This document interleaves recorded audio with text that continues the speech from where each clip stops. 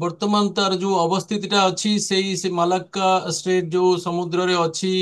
ବହୁତ ମନ୍ଥର ଗତିରେ ଘନୀଭୂତ ହଉଛି 1004 ହେକ୍ଟୋପାସ୍କାଲ ତାର ସେଠି ବାୟୁର ଚାପ ଅଛି 25 ରୁ 30 ପବନ ଅଛି ଆଉ ବେଶୀ ମୁଭମେଣ୍ଟ ହଉନି ସ୍ଥଳଭାଗ ସହିତ ସମ୍ପୂର୍ଣ୍ଣ ଇଣ୍ଟରାକ୍ସନ କରୁଛି ଆଉ ସେଠି ପବନର ଯୋଉ ୱିଣ୍ଡ ଶିୟର ମଧ୍ୟ ଅଧିକା ଅଛି ତେଣୁ ପରିବେଶ ସେଠି ବର୍ତ୍ତମାନ ଏତେ ଭଲ ନାହିଁ କି ତାର ଯୋଉ ଘନୀଭୂତର ପ୍ରକ୍ରିୟାକୁ ତ୍ୱରାନ୍ୱିତ କରିଦେବ। ତାର ଯୋଉ ଘନୀଭୂତ ପ୍ରକ୍ରିୟା ଯୋଉ ତ୍ୱରାନ୍ୱିତ ଏମଜିଓ ର ଯୋଉ ମୁଭମେଣ୍ଟ ହବ 24 ଆଉ 25 ରେ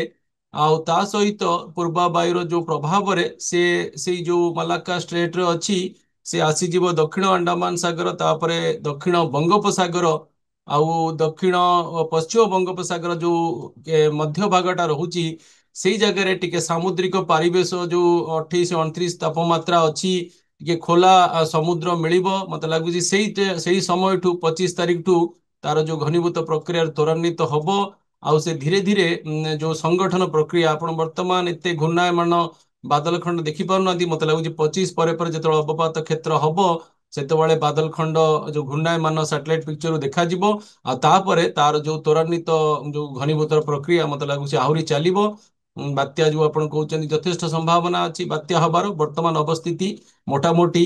ଟିକେ ସ୍ଥିର ଅଛି ତେଣୁ 22 ରୁ 25 ରେ ମତେ ବେଶୀ ତାର ଆକ୍ଟିଭିଟିଜ ଜଣା ପଡୁନି ଆପଣ ଯଦି ତାର ଗୋଟେ ଅବଧିକୁ ମଡେଲ ପ୍ରୋଜେକ୍ସନ ବର୍ତ୍ତମାନ ଯଦି ଆପଣ ବିଶ୍ୱାସ କରିବେ ଆପଣ 21 ନଭେମ୍ବରରୁ ଆପଣ ନେଇକି ଚାଲନ୍ତୁ 4 ଡିସେମ୍ବର ଏଇ ଗୋଟେ ବେଶୀ ସମୟ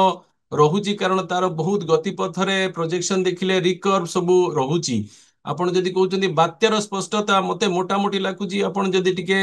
ଲିବରାଲ ଭ୍ୟୁ ନେବେ 26 ତାରିଖ 27 ତାରିଖ ମତେ ଲାଗୁଛି ବାତ୍ୟା ହେଇଯିବାର ଯଥେଷ୍ଟ ସମ୍ଭାବନା ରହୁଛି ଏଇ ଯୋଉ ମଡେଲ ମାନଙ୍କ ପ୍ରୋଜେକ୍ସନ ଦେଖିଲେ ଆଉ ଯଦି ବେଶୀ ଟିକେ ରେଷ୍ଟ୍ରିକ୍ଟ ହେବେ 28 ତାରିଖ ବି ଲାଗୁଛି ମାକ୍ସିମମ୍ ବାତ୍ୟା ହେଇଯିବାର ଯଥେଷ୍ଟ ସମ୍ଭାବନା ରହୁଛି ତେଣୁ ସ୍ପଷ୍ଟତା ମତେ ଲାଗୁଛି ବହୁତ ଶୀଘ୍ର ଆସିଯିବ ଯେ ବାତ୍ୟା ହବାର ସମ୍ଭାବନା କେତେ ଅଛି ମୋଟାମୋଟି ମତେ ଲାଗୁଛି 26 ରୁ ଯୋଉ 27 କି ମାକ୍ସିମମ୍ 28 ସମୟ ସୀମା ଲାଗୁଛି ସେଇ ସମୟ ସୀମାଟାରେ ଘନୀଭୂତର ଯୋଉ କ୍ରାଇଟେରିଆ ମତେ ଲାଗୁଛି ଫିଟ୍ କରିଯାଇପାରେ ଏଇଟା ହିଁ ଟିକେ ରହୁଛି କମ୍ପ୍ଲେକ୍ସିଟି ଆପଣ ଯଦି ବର୍ତ୍ତମାନ ମ୍ୟାପ୍ କୁ ଦେଖିବେ ତିନୋଟି ସେଠି ଘୂର୍ଣ୍ଣାୟମାନ ସର୍କୁଲେସନ ଚାଲିଛି ଗୋଟେ ଆପଣ ମାଲାକ୍କା ଷ୍ଟ୍ରେଟ ରେ ଯୋଉଟା ଲଘୁଚାପ କ୍ଷେତ୍ର କି ସଦୃଶ ଲଘୁଚାପ ହଉଛି ଗୋଟେ କେନ୍ଦ୍ରୀୟ ଦକ୍ଷିଣ ବଙ୍ଗୋପସାଗରରେ ଗୋଟେ ସିଷ୍ଟମ ଅଛି ଆଉ ଗୋଟେ ଶ୍ରୀଲଙ୍କା ପାଖରେ ସିଷ୍ଟମ ଅଛି